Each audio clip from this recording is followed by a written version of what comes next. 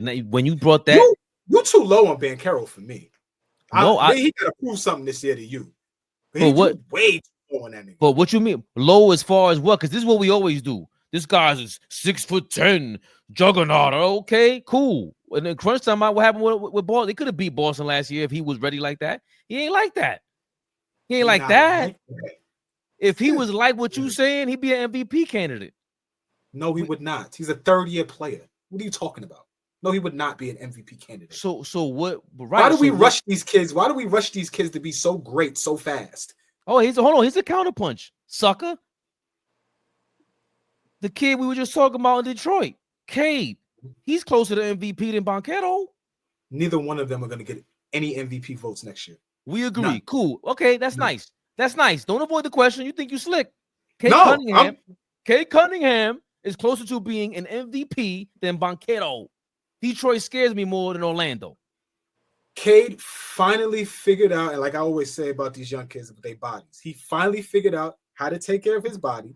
Mm-hmm. And when he is available and present, Detroit is a good team. But for a while, they were a lottery team when they picked him.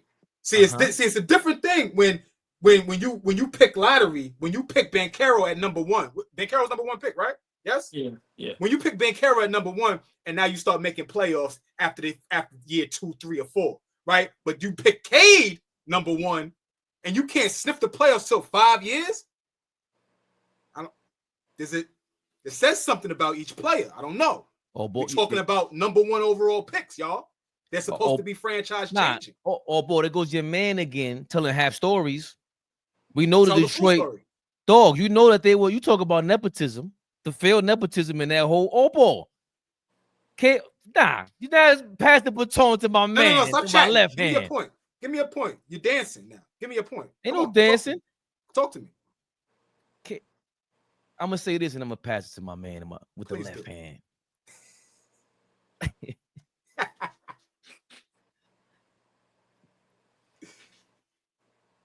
Banchero got hurt last year, right? Yes, tore his stomach. Right. How did Orlando do? They was able to maintain. They did pretty well without him and Franz. Correct. Yeah. What's your point? I don't see that happening with Detroit. Cade goes down, that ship is done. What does that mean? That means that boy, Cade, is it? What you hold on, boy? What your man always say over there? Levels. There's levels. There's steps. Cade Cunningham has been taking the right steps, and he's a point guard in a point guard's era. And so has Banchero. You not elevate your team if you are number one pick. Get on your team and you elevate them. If I could step away and you guys still been able to maintain, that means I left my mark. I left something good here. We created something good here. But if I take myself out of the equation and you guys are dog shit, that I didn't really affect winning. It's just me. And if that's what the case is, I don't know who's better. Well, y'all both making great points. If I'm not mistaken, Cade was dealing with some injuries as well. But I'm gonna be honest, Fabian. Banchero is tough. I can't take nothing away from that kid, right? But I also agree with you. I'm not afraid of Orlando. I think Detroit, that style of basketball that they play, the way that they are coached, I think they're a tougher outing for us going up against them than going up against Orlando. But I'm gonna be honest, Cade and Banchero's two different players. Who would I rather have? Probably Cade, but that takes nothing away from Banchero. I'm gonna be honest. Young boy is top 5 players in the East. Probably Cade as well.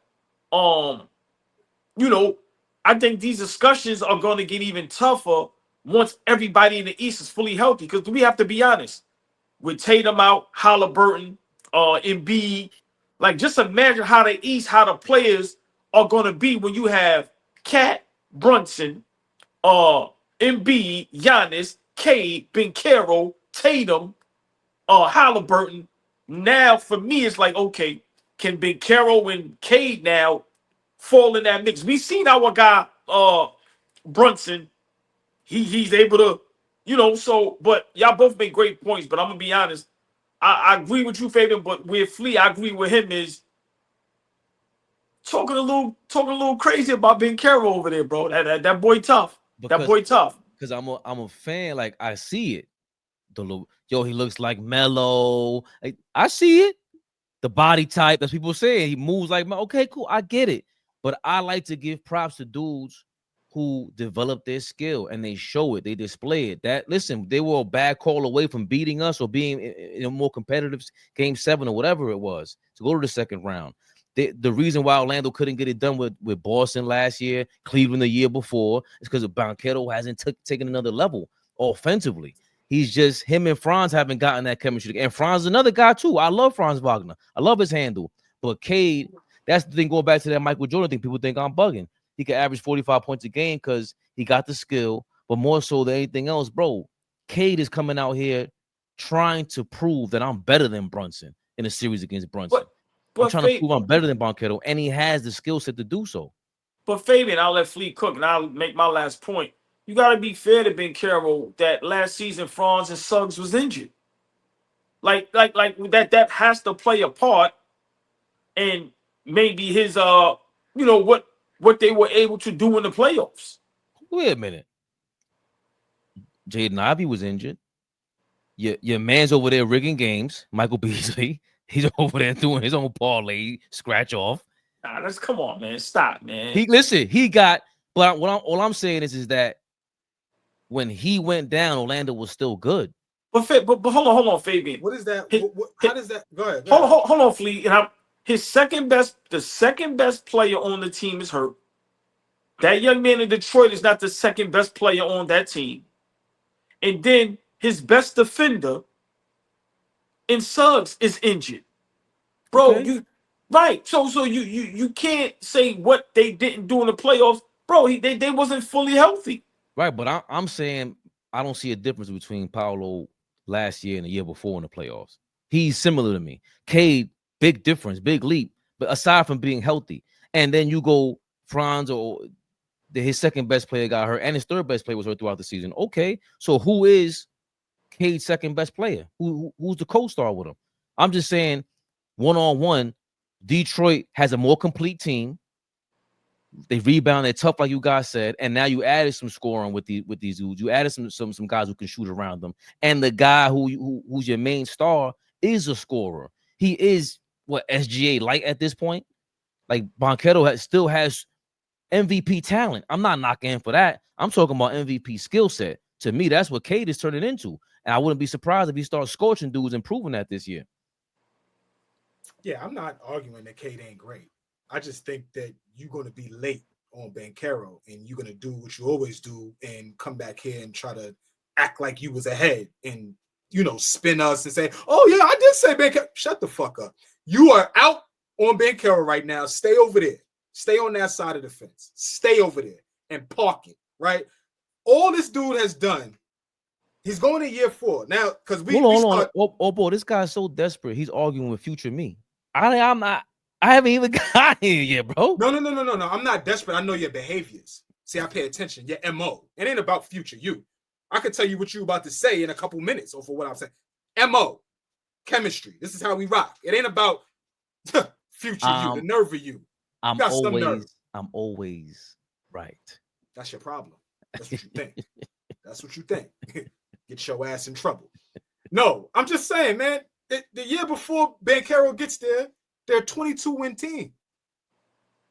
He gets drafted rookie of the year at 34 wins.